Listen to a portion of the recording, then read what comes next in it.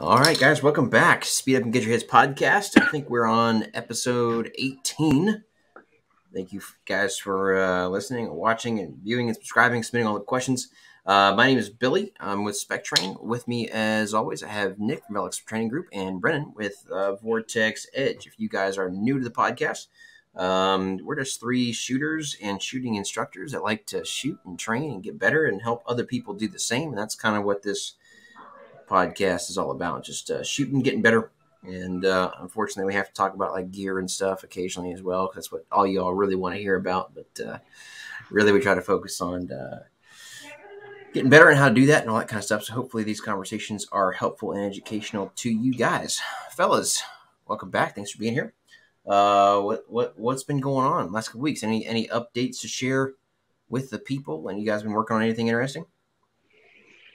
Yeah, I've been working on a bunch of rifle stuff. So Ben and Joel's book, the rifle book, Adaptive Rifle, that's coming out, and they sent it to me a couple weeks ago. I got to read it and check up on the drills and all that jazz. Make sure all the times of all the drills were kind of right in there. Sure. So yeah, man, that's what I've been doing. I've been doing a shitload of rifle. I probably shot 3,000-4,000 rounds of rifle in the last 2 weeks. So it's been quite a bit. It's a lot. Yep. It's a good book. I think everyone's going to like it. A lot of really, really good stuff in it. Yeah. A lot of really practical stuff that makes a ton of sense. Awesome. So. Good to hear. I guess the kind of the predecessor for on the pistol side of the house there that those guys put out was Super Squared Away, one of my number one recommendations for people on the pistol side of the house, and so looking forward to seeing the rifle version for sure. I've been meaning to at least get out and run Matt's CQB warm up drill since they posted that, but I literally have not even been to the range with time in like a month, so I still gotta knock that out, but. Cool. That's a pretty good set of standards. Spicy. Yeah. Very, very spicy. Especially the first. There's one string where you have to go from standing to prone, and you're shooting like 3 different targets from the prone, which is actually pretty difficult. Like the first couple times I tried it, I straight up didn't make the part time, and I thought I was like doing it pretty fast. But yeah, no, that's a good set. Yeah, the only way I make that part-time is if I keep the rifle in my shoulder. Like if I break the rifle down to go down to prone, and then I have to remount the rifle when I get into prone, it doesn't work out for me. So like I keep the rifle shoulder, drop down to prone. That way it's already mounted, and I could just get to shooting right away. I know, I talked to Matt about it, and he said that's not what he does, but I don't know how he makes the time on mounting the gun. I have to keep it mounted. Maybe I'm missing something, but yeah, that's super spicy. Yeah, why would you not? It seems logical to me. Yeah, I don't know. Yeah. Cool. Man, not a whole lot. I've been spending some time doing some strong hand weekend stuff lately, because we're kind of I don't know. That always comes up at matches and stuff. So gross. Yeah, it is gross, especially weekend. I've gotten pretty happy with kind of how, like the way I'm pushing strong hand performance though, especially weekend still feels like just super unnatural and I hate it. But strong hand is starting to feel kind of better than it ever has. So like I think something that stood out to me. So like I think a lot of what happens when people start practicing single hand only stuff is like I hate to beat a dead horse with like confirmation levels, right? But people just go straight to like confirmation 3 when they start shooting like strong hand stuff, right? Like they want to see their dot and oh my God, it's moving so much. And like, I have to make it be still. I'm like, bro, it's still a 7-yard target, right? Like that dot can be moving a shit ton, right? And so like that kind of suddenly clicked for me a little bit. And I was like, yo, I am seeing like red just go nuts in the middle of the target, but it's in the middle of the dang target. And so I'm going to I'm just going to start hitting the trigger. right? And there's obviously some things that you can do to kind of keep the gun on target a little bit more, or whatever. And so you can do that, but just recognizing like, whoa, like it seems very out of control, but it's not as out of control as you might think. And it kind of takes me back to like learning how to split the gun fast. Like when I first learned how to do that, it was like I felt like I wasn't seeing anything, or that it was like somehow wrong. But recognizing that with single hand only stuff, I think is pretty next level.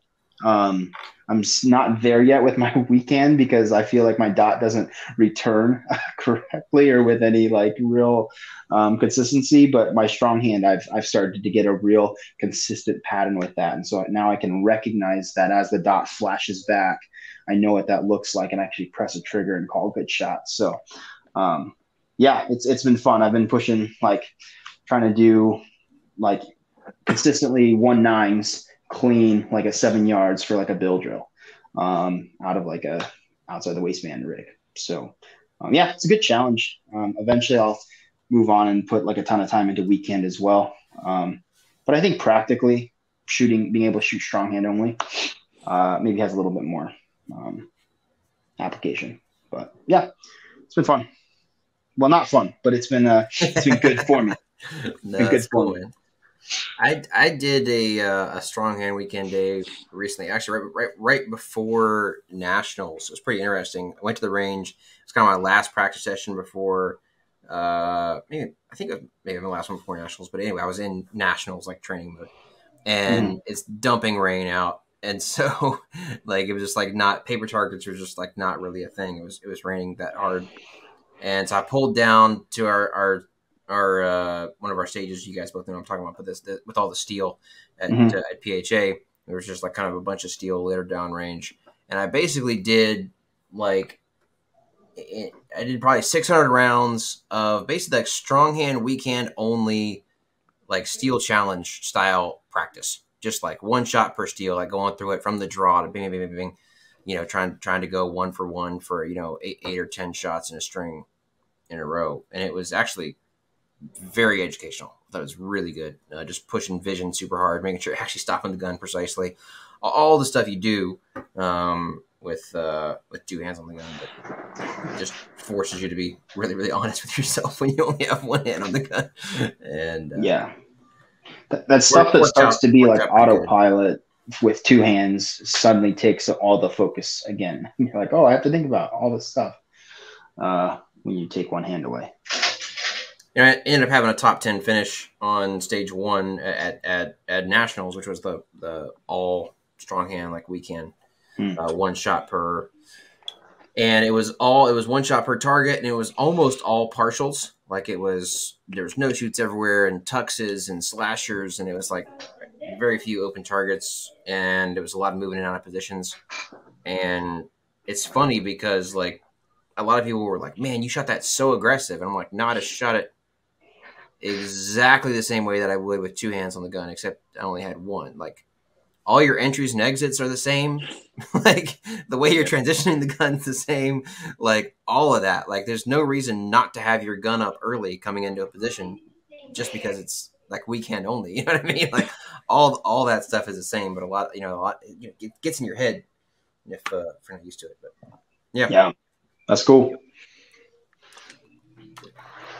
Cool. Well, I've had a super busy last couple weeks, couple interesting stories and things to talk about. Starting with kind of a little class AR. I'm not gonna talk about it too much, as I was the only one there. But I jumped in a couple weeks ago a 3-day ballistic experience with old Mark Smith of the JBS training group and old Bill Blowers. Tap Rack Tactical. First time training with either of those guys. I think I mentioned on here before. I'm kind of doing like I've been grinding on like CEO specifics to stuff for like a very long time, and I'm kind of taking a couple months to just like do other stuff and changing, getting out of my comfort zone a little bit, doing things a little bit different. And I've been wanting to jump in with Bill anyway before he supposedly was going to retire, although apparently he's not. But anyway. jumped into that course, bunch of stuff that like, I just haven't either haven't spent time on in a very long time, or was just a very different style of training. Pretty much, like all B8s for 3 days. A lot of like gun handling heavy stuff, like we were talking about, a lot of single hand stuff, stuff I haven't just worked on in years, like malfunction clearance and, all this kind of stuff. But it was actually pretty interesting. It forced me to do a lot of things differently than I normally did. I had a really good time. If once Bill retires, I'm going to tell him I think he needs to go into stand-up comedy, because I would pay to go see that in a heartbeat. Bill is the funniest person that I know. For sure. Hands down. Hands down. Absolutely. Yeah, had us rolling. But so anyway, that was really good, and this will make sense here in a second. But got home from that, was home for like less than 7 hours, and before I hit the road to Chicago. And I say that because I didn't even take time to repack. And again, this is leading up to another story, but I just basically grabbed all of my stuff from being at with JBS and TapRack for 3 days, and just threw it in my truck and headed to Chicago. So while I was up there, I had a good opportunity to actually hang out with Donovan, Point One Tactics, for spent some time on the range together. Super cool, man. First time I've been in shot with Donovan before. I've been in actually one of his classes at ORD and talked a lot and stuff. But first time just actually kind of getting one-on-one with him on the range and sharing ideas and shooting. It was really, really interesting. We played kind of a game that he has set up that, without spoiling the whole thing, I think he kind of keeps it a little bit close to the vest. But it's essentially setting up long stages that are all steel. Just like steel littered downrange with multiple shooting positions, multiple engagements from each position, but you have to go 1-for-1 on steel the entire time, or you basically fail.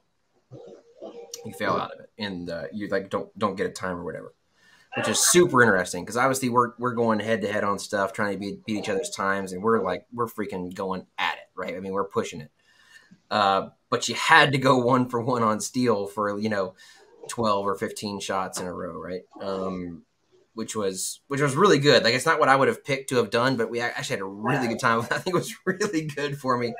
I don't know what do you guys think? I'll give some thoughts, but what do you think is the difference, like, in how you approach, up close, either with rifle or with pistol, but kind of up close when you're going fast, shooting steel versus paper? What's your mindset switch for that? What do you think is different about it? For me personally, man, I don't see much difference other than there's not a whole lot of difference for me. Like, I try to see the center of it, because if I just see the entire thing, I know that I'm just going to glance over it and probably miss. So I try to see the center of the paper too. Like, I try to pick a very specific spot, whether it's paper or steel. I would think that I shoot it the same way. I think a lot of people want to think that they would shoot it the same way, but I don't think they do. Because with a paper, I'm okay if I get Charlie. So if I miss the A, like I'm looking in the center of the target, which is in the middle of the A zone. If I miss the entire A zone, usually it's in the form of a Charlie, which still gets me 3 points. And if I miss the steel, I get 0 points. And then it costs me time because I never leave steel standing. So I'm going to go back and make it up. So for me, it's like I have to make steel be a much smaller target. So like I have to like put a little A zone in that steel to actually think about hitting. So like for me, it's like I have to hit it near the center of the calibration zone. Now, like sometimes I get lucky and like hit it on the top little thing or whatever, and it goes down, fine. But I think it's a kind of a risk or reward type deal where I have to apply more care to those shots. But I do think specifically with like big steel or steel up close, it's deceiving because it's really not very difficult to hit, but the payoff or the risk for not hitting it will usually tank your time pretty severely, it seems like. Yeah, so people disrespect steel. It's almost like we've talked about this before. Really, really good stuff, man. I think to me that's it, right? I mean, as somebody, me personally, my training, I hardly ever shoot steel. And so the subconscious programming for me is like, man, on a like you said, on a paper target, what I want to hit is the A zone. And like Nick said, I'm gonna, even though I have a decent size A zone and maybe it's close enough it's easy to hit, I'm gonna still see a small spot in the center of the A zone. But the dot is hardly ever gonna lift from exactly where I'm looking. Right? It's gonna be around there somewhere, but it's not gonna be there. And if the dot lifts, as an example, from the Alpha Charlie perf, and I'm not 100% certain whether that was an Alpha or a Charlie, like I'm honestly totally okay with that in like a hit factor shooting exercise, right? And so if I miss what I want to hit, which is the A zone, and I then get that Charlie on occasion, that doesn't really make me too like sad on the inside. I'm okay with that. But on steel, man, what I want to hit is the steel. But if that dot lifts from the edge of the steel, and I don't know which one it is, and I miss what I want to hit on the steel by just a little bit, I get not a dang thing, right? And so the risk reward there, you get punished for being off a little bit, a lot more, which is it's an interesting little bit of a mental shift for me there. Anyway, but yeah, it was really good time. Great time working with Donovan a little bit. We've talked a little bit about on the podcast before. And I think we all kind of do mostly the same thing here. For like training efficiency purposes, like I almost exclusively train alone, right? When I'm going to the range to like work on stuff. That's when I get the most benefit, especially for higher level shooters that can like self-diagnose like 99% of the stuff that you're doing, right? But man, on occasion, it's really, really good to get with other high level dudes that will really push you and make you work for it, and kind of restoke that fire a little bit. So we had a really, really, really good time. But then, side note, kind of a funny story. So I'll just say I had obviously my big Pelican case full of toys with me, and wasn't even considering like what you are or are not allowed to have, like in Chicago or whatever. When I left the house, head up there, wasn't too worried about that, right? But then I'm going to see, the whole reason I was even up there is I was going to see a federal customer in downtown Chicago. I mean, they're essentially across the street from the old Sears Tower, now Willis Tower. Again, wasn't too worried about it. I didn't really think we were going to see their building. I was actually setting up our mobile shoot house in like the street. They have like an alley out of their building, which is supposedly where I was going to be setting up the shoot house. And I was like, cool, we don't have to go in like any kind of security envelope, nothing like that. No big deal. So pull up. Sure enough, it actually is inside the security envelope, this little alleyway we're supposed to get to. They have fencing across it. There's like a big gate there. I'm like, still, it's not going to be an issue. We'll just pull in and set this out of the truck, so on and so forth. And there's this like garage door that looks like it goes to an underground parking garage that wasn't going to be my thing. And then they're like, oh, no, you actually have to go through there. It's like a security. Next thing you know, I'm pulling in, and it's like a security vehicle trap. They got doors down on both sides. And the guy's like, all right, you got to get out of the truck. And if you got anything in your pockets, just set it over here. I got to like wand you down and stuff. I'm like, well, you can wand me down right now. That's okay. But like, I don't know what else you're doing, And so he wands me down. It's all good. Gets the little mirror out and like goes around the truck and so on and so forth. And then he just kind of like sticks his head in my driver door and like looks right. I got a big old Pelican case there, a big old camo like duffel bag, and like another big old bag there. And he just goes, he's like, yeah, you're good. Just pulled right in and do our business and got out of there. So thankfully it was fairly uneventful. But for those of you who have ever like, for those of you that travel a lot and like get ready to go through TSA and you like always have that moment where you're like, what if there's a gun in there somewhere? Had that feeling again. Went into downtown Chicago, but thankfully I made it out of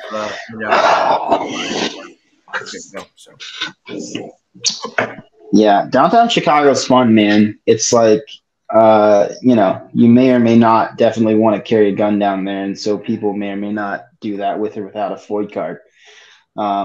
But then like, dude, the police down there will straight up stop you if they see printing, like straight up, and they'll ask you for a FOID card. So it's like, it's weird. It's definitely weird. Like I try to be really careful, even just driving through there, like driving out to Ohio. I always like try to obey all the traffic rules and not get pulled over in any way. But Yeah. sounds like maybe I'd get right through potentially. Yes. Yeah. Well. So anyway, good times. Got a couple questions to kind of discuss with you guys tonight. Not kind of one big topic, but a couple really interesting questions that have come through, and just some topics of discussion from things that we've seen over the last couple weeks in classes and different things that I think would be interesting to kind of discuss and might be helpful for some folks. First thing is this. All the rage. We've talked about cold starts and different kind of standards and so forth. The rage still kind of is in certain corners of the training community, right?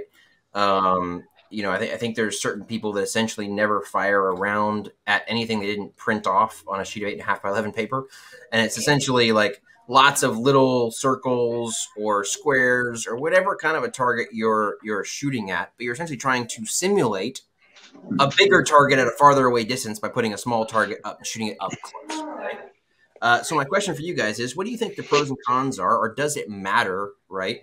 Should we be training on little stuff up close? And again, I'm mainly talking about pistols and, home defense distance, we'll say rifle stuff, right? Obviously, there's a reason to train when you have to start thinking about holds and stuff at distance. But for like pistols and stuff, should we be training on little stuff up close or maybe bigger, more realistic targets further away? What do you guys think?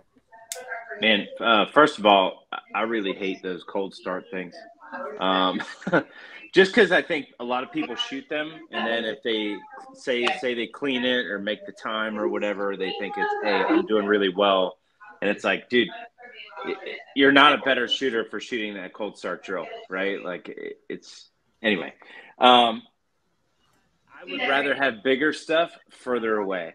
I think that it's a lot harder than closer stuff that's tiny. I think bigger stuff harder away is significantly more challenging because of the fact that you have to pick a very specific spot, and the more input you put into the gun with your hands, the more you're going to see it because the target's further away. I think some of the closer stuff is relatively easy because it kind of takes away the whole piece of picking a specific spot on the target to plant your vision on. So I don't like that stuff. I'm not a fan. Brennan, you may just want to like mute yourself when you're not talking, bro. Whenever you're not talking, it's pretty loud on your end, I think. Oh, really? Okay. All good. Yeah, so I used to not really know what the difference was too much. So like, especially when I was starting, I didn't really see a difference. I think though, as I've gotten better at shooting, like part of it is exactly what Nick was saying, like picking that specific spot, that's challenging. For me, so like, I think it comes down to vision, right? So let's just like pick dot torture, right? Mm-hmm. Dot torture commonly shot at like 3, 5, and 7, right? Well, you take dot torture and you put it up at 3 yards, and like it is very easy to see precisely everything that's going on at 3 yards, right? Like super easy. Mm-hmm. When you try to hit an A zone at 50 or 35 or whatever, right? Like for me, that is much more difficult for my eyes to actually focus on. They get more easily distracted by the actual dot itself. Like my eyes, I have a hard time keeping my eyes focused on something.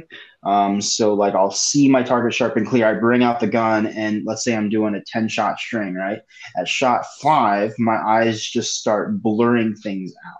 Right? Like it doesn't want to focus. I'm not looking at the dot, but I'm just not looking at the target anymore. It's just seeing everything kind of a little bit out of focus. And it's something that I have to work through.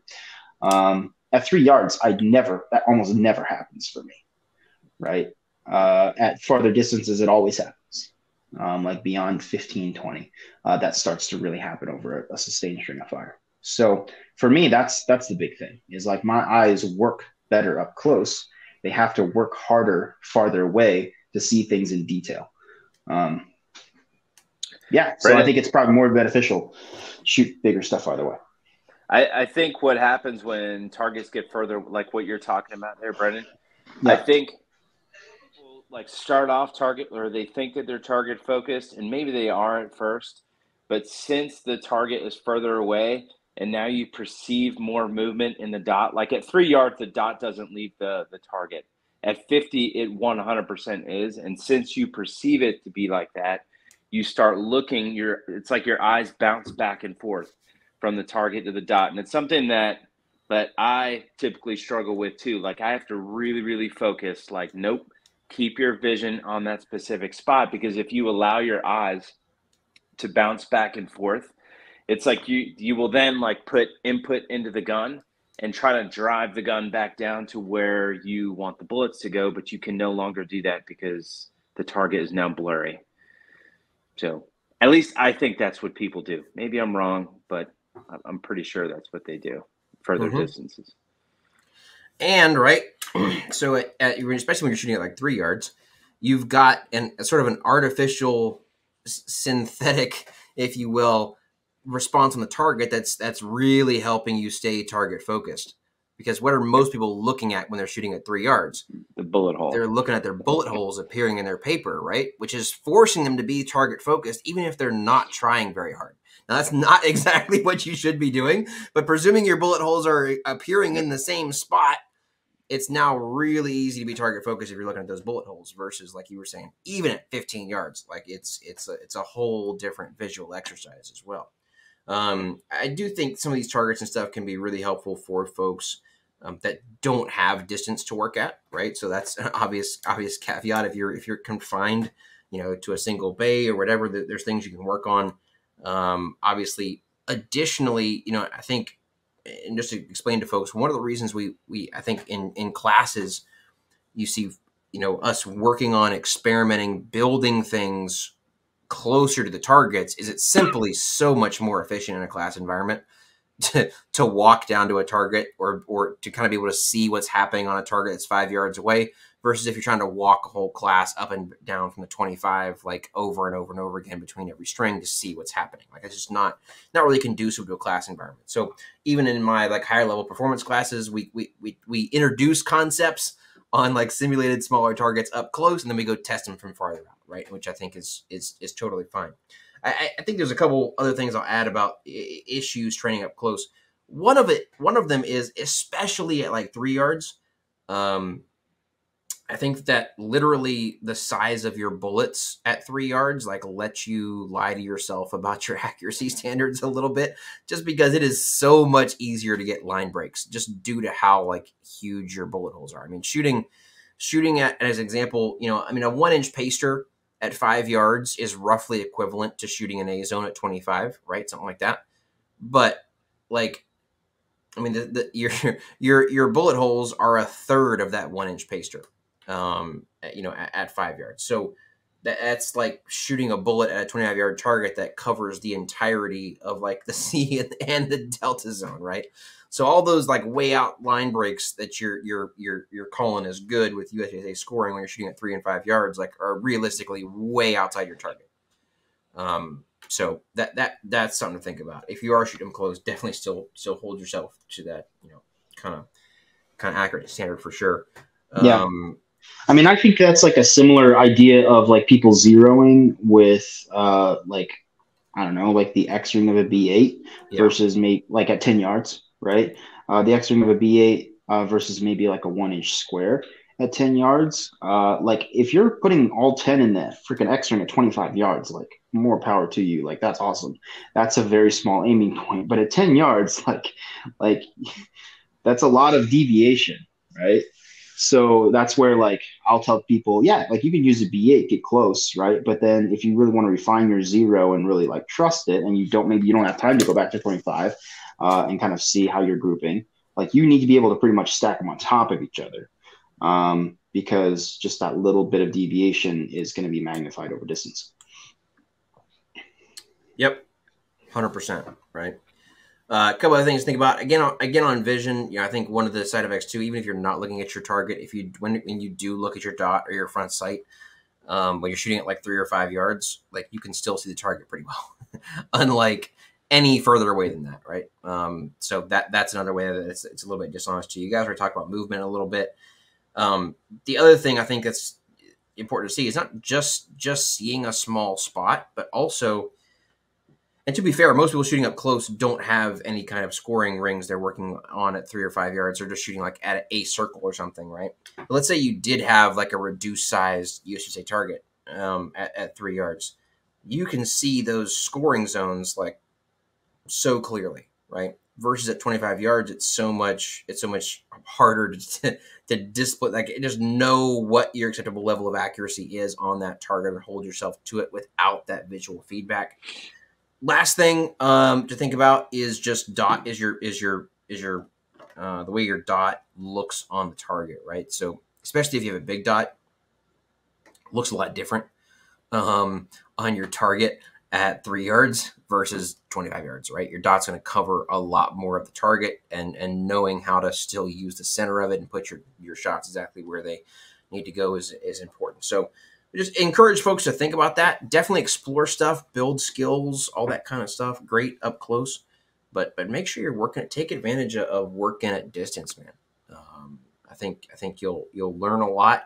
You'll find deficiencies and be able to fix things a lot easier and a lot more quickly at distance. It'll give you some interesting stuff to work on it. Well, but don't think that working at distance means it's now time to slow down. That's right. That's there's a lot of dudes that can shoot accurately at 25 yards in slow fire, right? It's doing it at speed is where the fun is, for sure. Yeah, pushing speed at distance is like a very difficult visual exercise. Like, very difficult. So if you could figure it out, like going as fast as you can, like at 25 yards and beyond, it's going to be just mega helpful once you go back to like 10. Yep. Good stuff. I dig it. So it's interesting. We talked about this a little bit. We were talking about steel and close targets and so forth. Another interesting question, right? So I know that a lot of us train on, USPSA targets all the time because we shoot USPSA and it's kind of a relevant target for us, right? But here's an interesting question, right? Does it really matter what targets we are using, or are there certain targets that are better for certain things? What kind of targets you guys actually training on all the time? What do you think about, B8s versus USPSA targets versus IPSC targets versus all the other stuff that's out there? Do you think it matters, and why do you do what you do? Man, there was a time when I probably only shot B8s, straight up, like probably for 6-7 months. It's like all I shot was B8s, like 10 shots scored on a B8. That was what I did, right? And usually speed bulls. And at the end of that 6 months, I would say like it was super easy for me to hit things. Like I learned what it took to hit small shit at distance. Yeah. But also at the end of that, like I remember shooting like a 96 in sub 6 seconds, and I'm like, why am I doing this still? Right? Right. Why? Yeah. Like put the B8s down, Nick. Shoot something a little bit more difficult. And at the time I was like, well, these must be really difficult because they're tiny. But I think I think that B8s are significantly easier to shoot at distance than something full size like a USPSA target.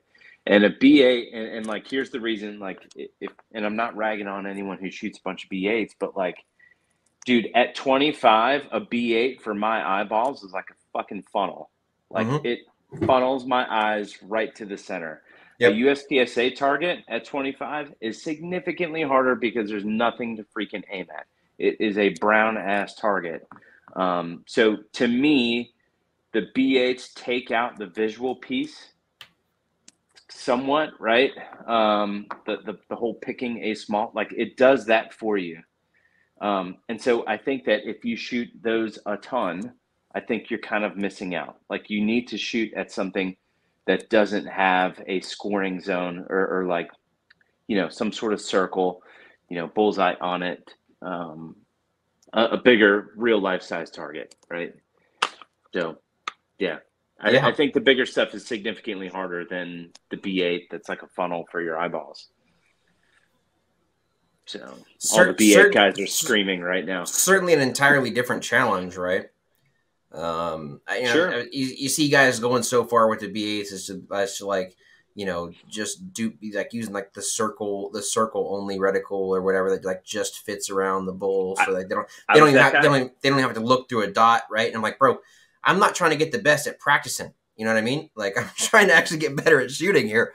Like at a certain point, you're just like taking all of the vision out of it, which is kind of like what we should probably be trying to get good at. And so, yeah, I agree.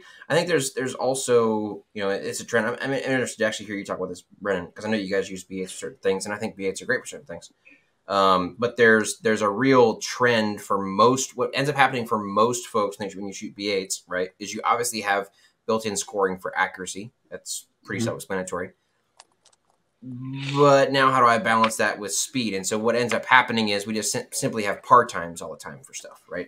And there is no real balance of speed and accuracy. It's like no matter what it is, I have to get a 90 or above, right? And so it's just like, what's my par time? There's no real balance of understanding like, hey, here's my acceptable area of accuracy. And what's I'm not actually seeing the dot lift from the very, very center of that every single time, right? And that's okay. That all that kind of goes out the window a little bit. But Brennan, I know you mentioned like you guys have a system where you actually use hit factor on B8s a little bit, right? Talk about that. Yeah, so we will use this on occasion. Mostly what we do is we do accuracy with no time standard on B8s to start people, and then we move straight on to USPSAs. Right. But if you are stuck on B8s, right, you can. It's weird, right? Like I can't call it hit factor, but it's the same idea because it's just different values for the points. But yeah, like if you shoot like a 90 in 10 seconds, then you got like a 9 hit factor. Right. And so you can reward both speed and accuracy appropriately on the scale. Now it only works for B8s. Like you can't just go apply it to some other random target that you have because obviously it's not going to be the same standard.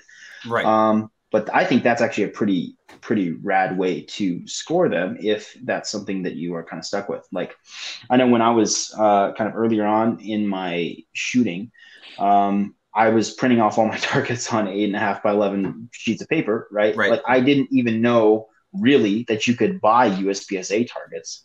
Like I was like, whatever, like that's just at matches or whatever. And you go to like, your indoor range and they just have these huge ass silhouettes. Yep. Right. Yep. And it was like, well, that seems dumb. Like I'm not going to shoot that thing. And so I would print off like Taprack's P8 repair center, right? And I'd take a bunch of those. I'd put 4 of those up on a big piece of, I shoot them, right? I think you can do it, right? But yeah, I also don't think it's like the end all be all target for sure. I also think it's maybe like a little bit better or more versatile overall to just use USPSA target and like use the head box, right? Head box is 6x6. It's like half that size of an A zone. And then if you really want to hold yourself to like a higher standard, like land them in the credit card, right? Or freaking, whatever. Shooting partials, right? You see people shit the bed all the time on partials or tuxes or something like that because they suddenly freak out that it's a different size target. And I'm like, you clearly don't understand what your sights need to look like to get a hit on any particular target because like you're freaking out that the target's a different size or shape, right? I've had people kind of come at me like, oh man, like the only reason you can shoot so fast is because you're doing it on the rectangle A zone and not the 8-inch circle A zone. I'm like, all right, give me an 8-inch circle A zone. Like, let's go. Like I will adjust because if my dot is going out of it, like I will fix it. Right. Like, so I think people get wrapped around the axle about it a little unnecessarily. Yeah. I just want to tell those people like, hey man, do me a favor, shoot at A zone at 25, give me 10, just like you would on a B8 and shoot it at the same pace. And we'll check the accuracy at the end. Yeah. Tell me what it's like. Yeah. I already know what it's going to be like, but I want you to find out. Yeah. Yeah, no, it's so funny. One of the ways we used to to test this, we have these anatomy targets we used to use that, you know, where it's similar to like but there was different ones that are out there. But they also had a 3x5 card, you know, vertically oriented head box that was a printed 3x5 card, like square it, and they had a 6-inch box in the body, neither of which were any accident. But folks would be, you know, running those targets all day, no problem, great accuracy, just keeping everything in the scoring zones, good to go. And then, like, you drop a T-shirt, like you put the same paper targets up, but you drop a T-shirt over that thing, right? So they can't see the scoring zones. And all of a sudden, man, they're like throwing like deltas and just stuff everywhere, right? And I'm not talking at 20 yards. I'm talking at like inside of 10 yards, right? And it really is wild what the difference when you start throwing in the visual discipline aspect. So I don't know if you guys nerd out about this as much as I do, but as far as if we're not using bullseyes, right? If we're using maybe some kind of other larger silhouette type style target, do you guys care if it is a USPSA target or an IPSC target? By the way, some people are really freaking out about what we're supposed to call these targets. That is what they're called in the rule book. If you don't like that, I'm sorry. It's literally what it's called. They're called in the rule book. I don't like the fact that the one that people call classic is the newer one. That makes no sense to me at all, which is why I don't really call it that so much. But anyway, does it matter to you guys whether you're using like the USPSA targets, IPSC targets, some kind of FBI, you know, Q target or whatever, or what do you like about the USPSA target if that is your preferred target? I usually pick the USPSA target just because I'm a bit of a turtle, and I can put that big ass target up close, and it's significantly harder for me. If I use are the classic ones the turtle? Yeah. Okay. If I use those seem to be significantly easier. And I think it's just for me, yeah. And I think it's the same exact reason that a B8 is easier too, because it like funnels my vision in. But yeah, no, full size USPSA target, and yeah, I think it's significantly harder for me personally, the type of shooter that I am. Yeah, because I know that requires speed, and I can hit stuff already. But the speed aspect, like shooting stuff fast, is not comfortable. Mm-hmm. Yeah. So, yeah, I use USPSA targets mostly because that's mostly what I shoot at matches. Yeah, the IPSC ones come into play sometimes. I don't like those as much. Partially, this is going to sound really weird. I don't mind shooting humanoid shaped targets, right? Yeah. Like when it translates over to like defensive type shooting and things like that, I like being able to like straight up. So if I'm shooting like a photoreal type target size thing, right? Like I'm kind of envisioning like top of the A zone, like right, like that top line, high thoracic. That's a pretty good place from what I understand about human bodies to put like bullets. So yeah, I kind of like the humanoid shape thing. I also like that I can use the head box almost as a separate target. That's smaller. I like that. Like I'll just put a piece of tape and then just use the 6x6. I also dig them because the A zone to me is like a USPSA versus like an IDPA with a circle. I like that the A zone is taller. Partially it's because I like to shoot a lot of bill drills, and my dot goes up and down. I like that, but I don't think it really matters. Like I'm not going to be messed up if I get one target over the other a whole lot. But my preference is to go for the USPSAs. Same. Things that are important to me on a target, obviously graduated scoring zones are absolutely crucial. And that's the only way you're working on balancing, you know, speed and accuracy, is if you have balanced scoring zones. They also need to be sized in a way that is beneficial to the style of shooting that you want to do. So I really like having a zero penalty scoring zone in the middle of the target. That's roughly 6 inches. I don't really care if it's a circle like an IDPA target or an A zone like a USPSA target. But that generally is a pretty good size, right? It's a pretty good size. And the rest of the scoring zones on the USPSA target make a lot of sense.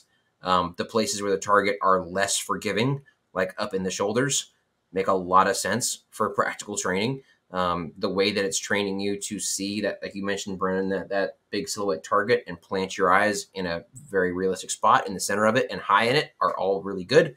I do like the fact that you said that it's more forgiving up and down versus left and right, not only for terminal ballistic reasons, but because it makes sense when it comes to shooting, right? If I have a lot of weird stuff going on left and right, that's a lot bigger concern to me than if my timing was a little bit off in recoil or whatever the case may be. So I like the target for those reasons a lot. I actually really wish the credit card in the head box was the other way. That would be way cooler. But other than that, the USB-C targets are really good all the way around for all those things, and I dig them a lot. So I had a guy who is very heavy on like the defensive side, right? Concealed carry only, never does anything else. Yeah. All that, right? So he made his target, and he made it wider than a traditional A zone and shorter than a traditional A zone. So now it's a rectangle the other way, kind of. More like a square, but it's slightly rectangular in that it was wider than it was tall.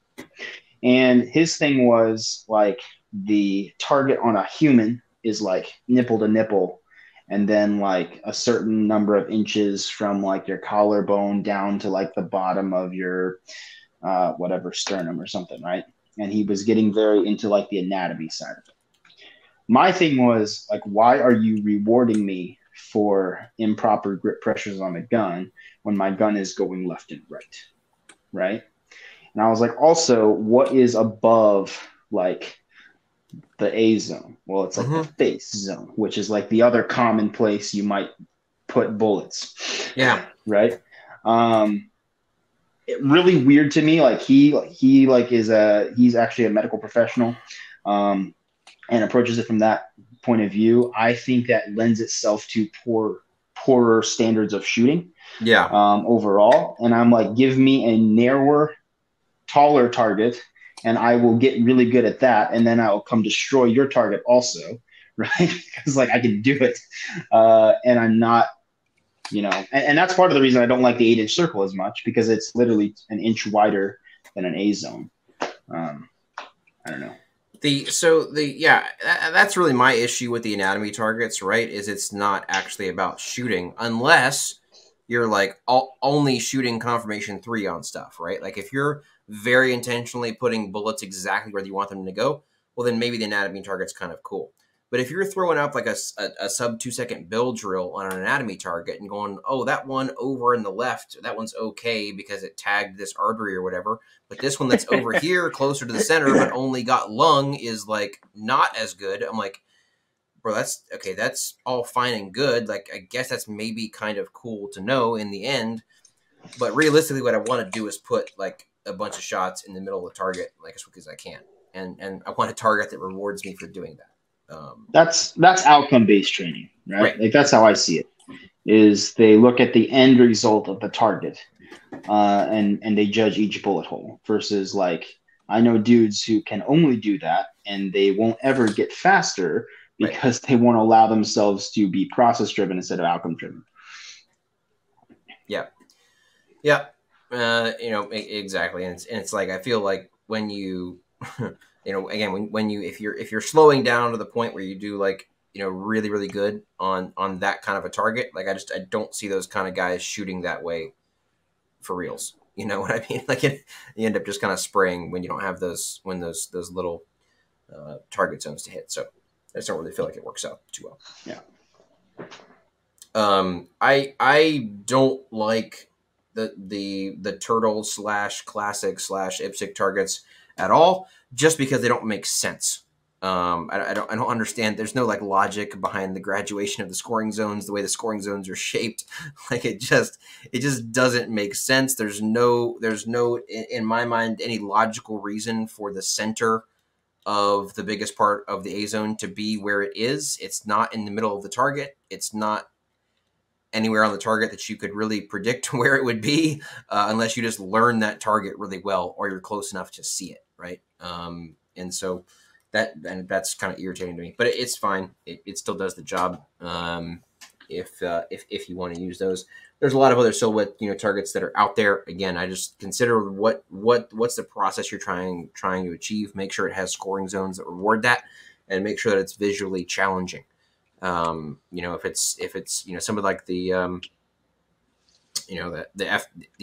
I think the newer version of like the FBIQ target has that like really highlighted dark like mini hitbox going through the center of it, and then like lighter scoring zones and stuff like that. It's not the visual challenge that I'm going for. And so that's just my take on targets. Anything else on that, fellas? I think that covers it pretty well. I would say so. Cool. So last thing, we're getting pretty close to the end here, but I thought I got some more, actually a few questions about this over the last week, and it's one of those questions I think is really really valuable to discuss, but also super difficult to answer, and that is essentially what kind of outcomes can you expect for what level of investment? In other words, sometimes I feel like it's difficult for the guys, the three of us or guys like us to get on a podcast like this, and we talk about shooting as guys that are shooting, multiple thousands of rounds a month and that kind of thing, and therefore our expectations and what we think of as good shooting versus sucky shooting is aligned with our context, right? When that's just not necessarily realistic for probably a lot of the folks that are listening to said podcast, right?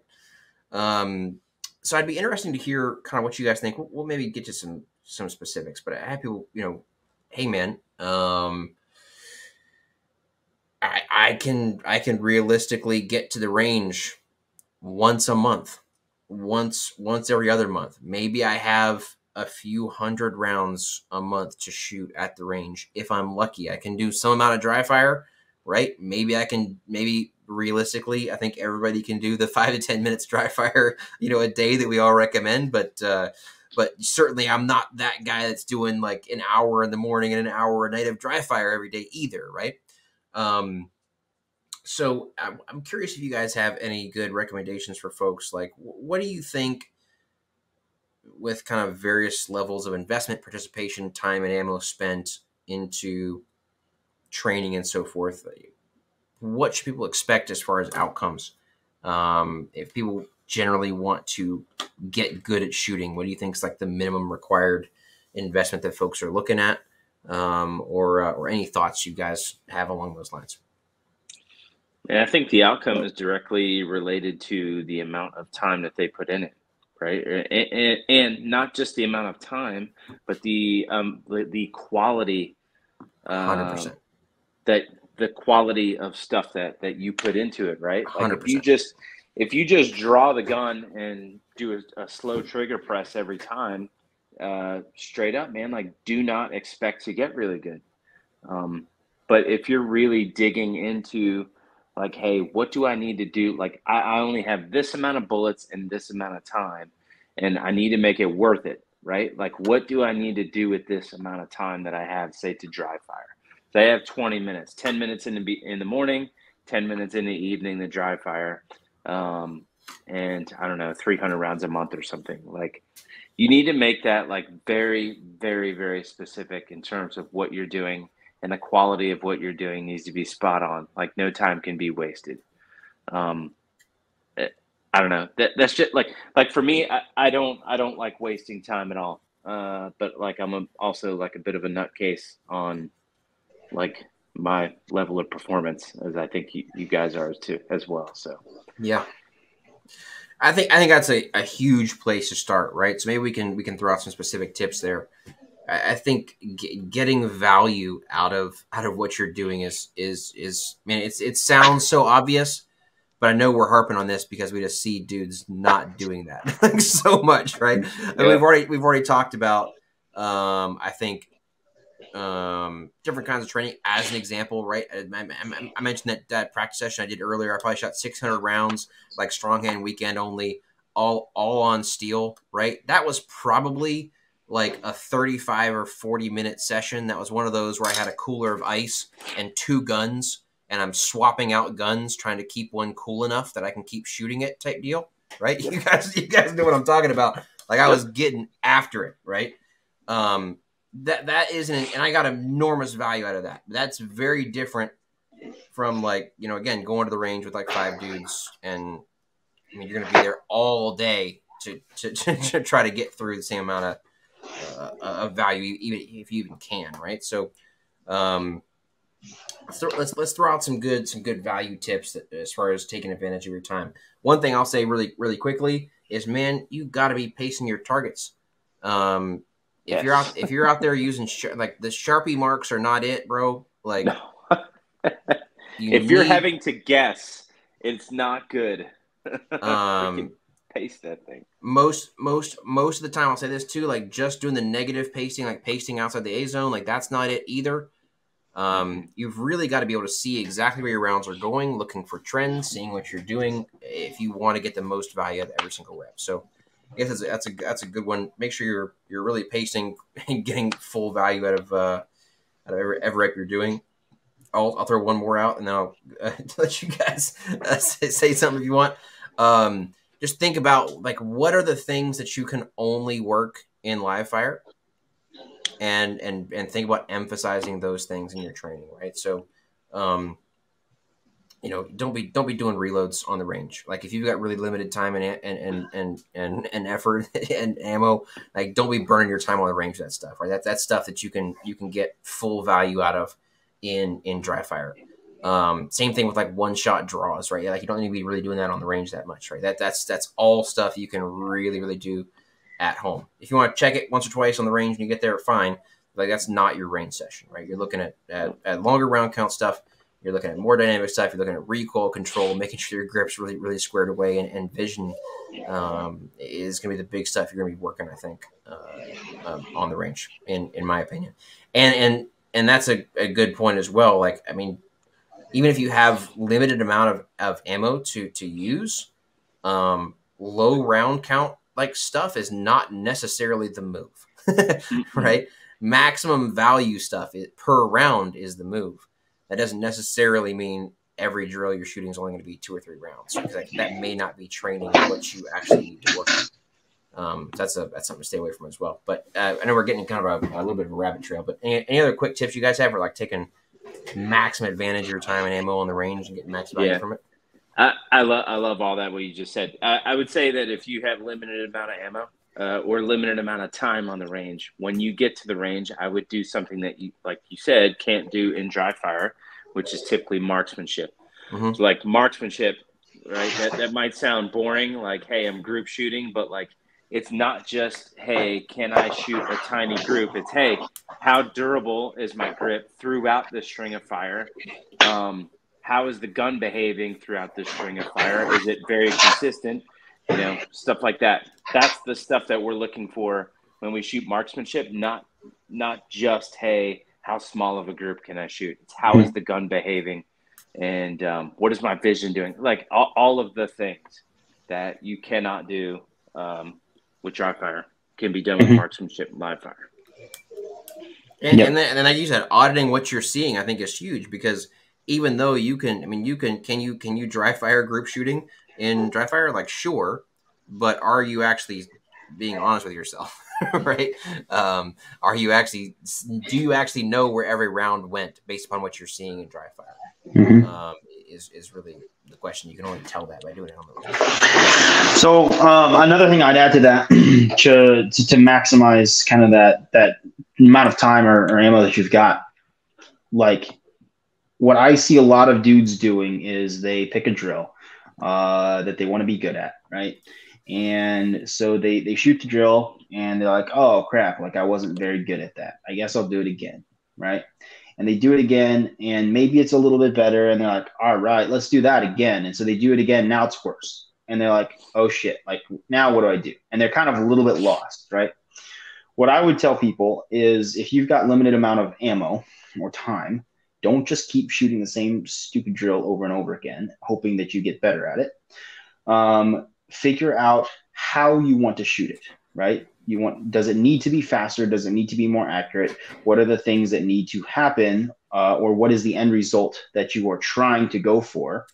And then maybe like stop shooting that, go home, dry fire some of those skills in isolation, maybe text a friend who is better at shooting than you are, maybe ask them how they would approach that, say, here's what I'm dealing with, these are the results I'm getting, how do I get better at these skills, right? Get some help there, dry fire that stuff, and then come back and see if you can be better at it, right?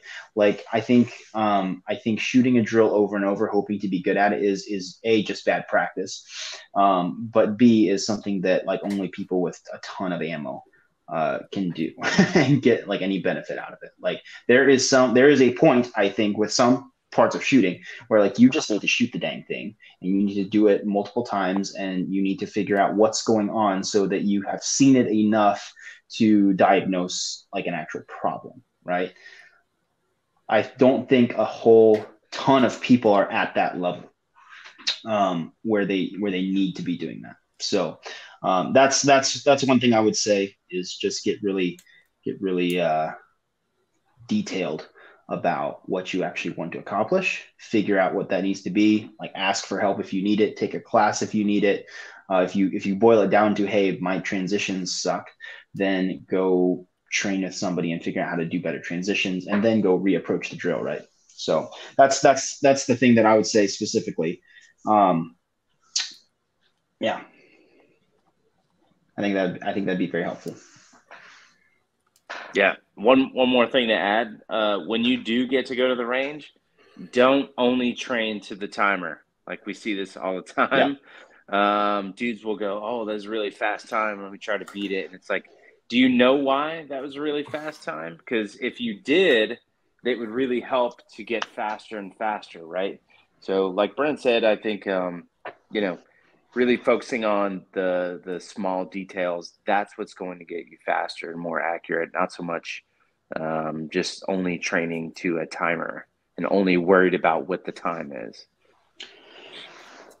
And kind of to piggyback off of that as well, like with this whole idea of how much benefit am I getting for the amount of investment that I'm investing. I think that it's also important to know that there's like a kind of a grid, like a scale, right? And as you get better and better, there is going to be needing more time, potentially a lot more rounds to continuously see like significant improvement, right? So I think that for some people, if you are super limited, you may kind of get to a spot where you kind of plateau and there's kind of just a lot of maintenance going on. And there's maybe it will take a bunch more ammo or a bunch more time or something in your life to change in order for you to kind of break through that. Like I for sure was there. And it was frustrating and it kind of sucked. But like that's a real thing. And so I think if people understand that as well, they're like, hey man, I got to like this level of my shooting and there's like this one more step and I feel like there's all this stuff beyond that step that I can do and they just can't break through it. I have to look at how much time and effort and money and ammo they can actually throw at the problem. And sometimes people can't do that. And I think it's important to know that like there might be a spot where the amount of time you're putting into it is just going towards maintenance instead of actual skill development. Yeah, 100%. Right. You got to have realistic expectations, for what you're putting in. Maybe we'll talk about some specifics, but really quick, right? Number one, not everybody. You can't predict it perfectly. Not everyone's going to get the same results with the same amount of effort that's put in. Different people kind of understand things better. You have different levels of hand-eye coordination, and there's going to be big outliers. One of the things that I see, there's everyone likes to talk about the real success stories where folks got really, really good, like just from dry fire with really minimal range time. The trend that I see for there, right? Not to downplay the importance of dry fire. Massively important, especially if you're budgeting range time and ammo.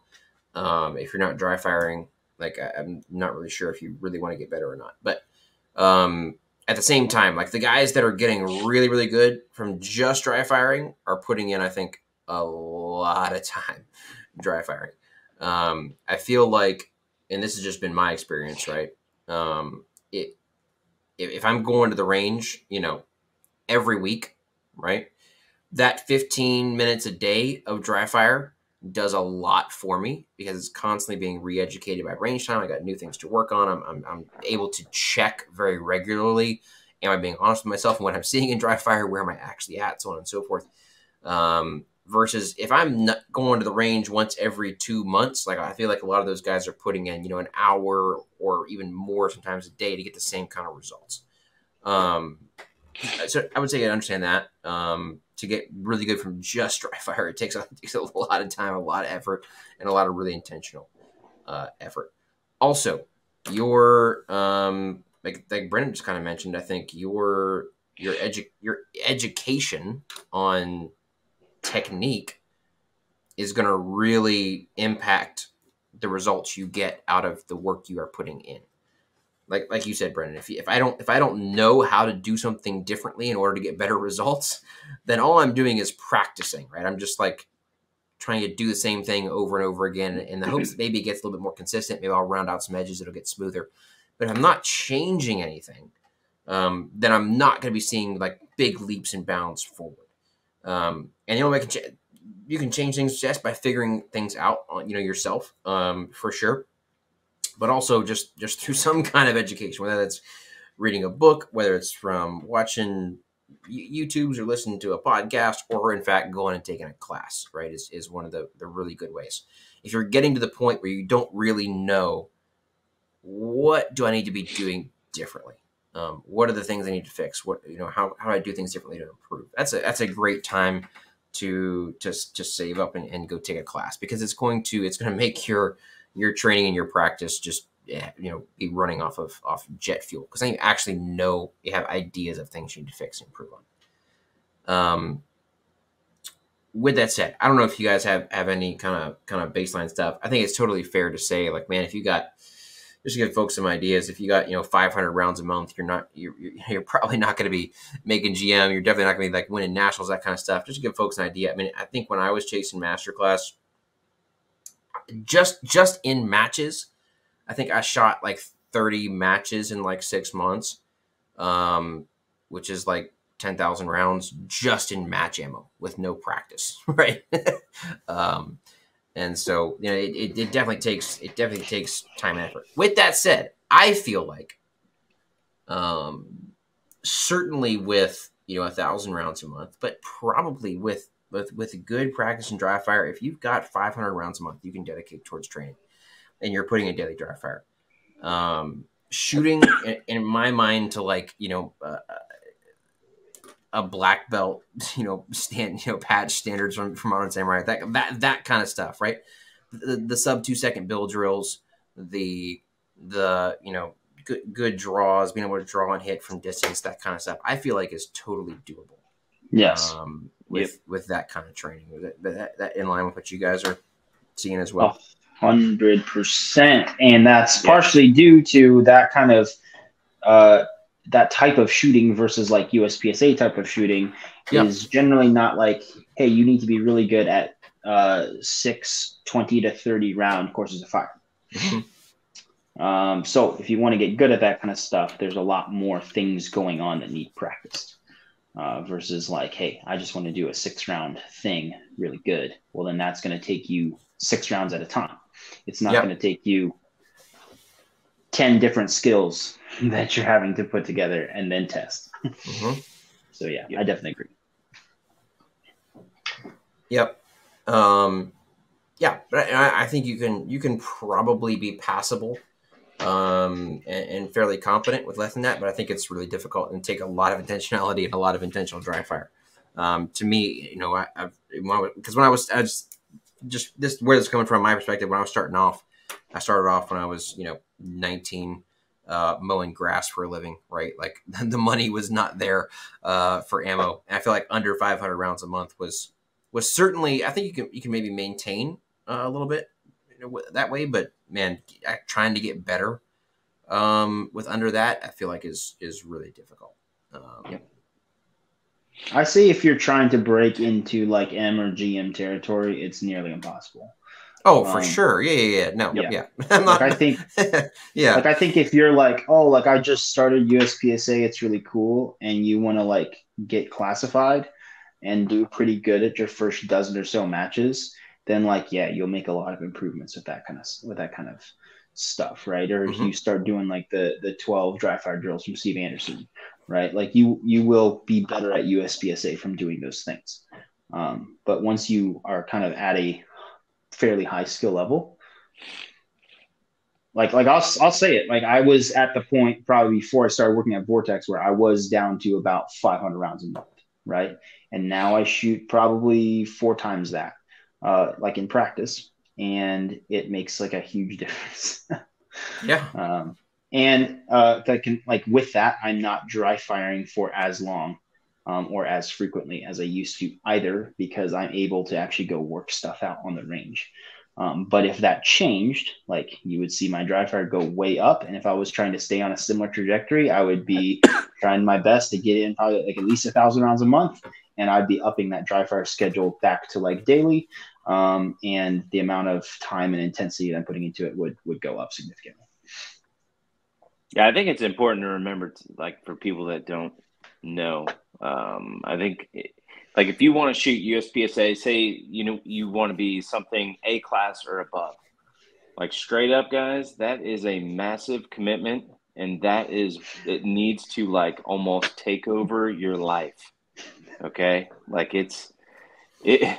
Can confirm. Yeah, man, like people that are into that, like that is the only thing they're into. I would like to deer hunt. I don't have time to deer hunt, man. Like I'm either teaching a class, shooting, or watching kids. Like I legit don't have time. And if I do have time, I'd rather be shooting, right? Because I'm chasing after performance. So, I mean, you literally have to be like a freak about it. You have to let it consume you if you want to get that good. Yep. So hopefully we are motivating folks to get out there and really get after scaring it, them away. as opposed to just like crushing souls here. But look, man, I think I guess what I'm trying to get at with this little thing is like, man, not everybody needs to go try to make M class in USPSA, right? That is not the point of some of the things that we're saying here, right? You should. Even if you're not that guy, right? You're saying, look, man, like I may not even have enough time and effort to try to make A class this year, right? What we're saying is, hey, you can still go shoot a match and learn stuff and get better, right? And it's still gonna be beneficial for you, even if you're not gonna really push it to that level. You can absolutely still learn stuff and still get better. So there's levels to this stuff, but I just want folks to have kind of a understanding of man. There's a direct correlation between progress and how much you're putting into it. It's got to put gas in the tank, fortunately, to make that thing go. So cool. Final thoughts? Anything we're missing, guys? Before we wrap up, everybody good? Appreciate you guys being here tonight. I think that's been good. Covered a lot of good stuff. Hopefully, it's helpful for folks listening. To our listeners, if you are not following or not aware of these guys, make sure to check them out. All their information will be down below. Follow these guys' social media. Check out the websites. You get a chance to train with any of us. I promise you will not regret it. And until next time, that was Speed Up and Get Your Hits. We'll see you on the next episode.